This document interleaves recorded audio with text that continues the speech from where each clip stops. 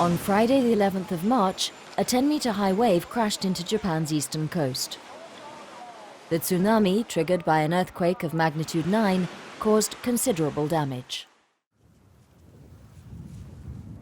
25,000 people were killed or are still missing. For the survivors, the trauma is immense.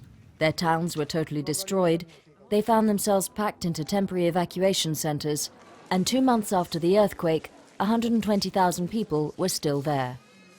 MSF focused its efforts on the two worst hit areas, Miyagi and Iwate. Immediately after the earthquake, teams began distributing blankets and hygiene kits to the homeless and providing medical and psychological consultations.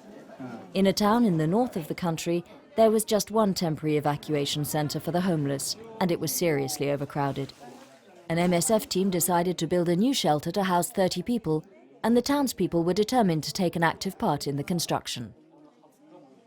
The first plan was to take about 10 days to build the shelter, but actually they built the house in 3 days. And they were so happy to work for their own shelter construction. So they didn't stop the work, and from 5 o'clock in the morning until the sunset, they kept working all together, 25 people every day. And during the construction, there was always laughter and smile. So the place was full of very happy atmosphere. I was very happy to see that.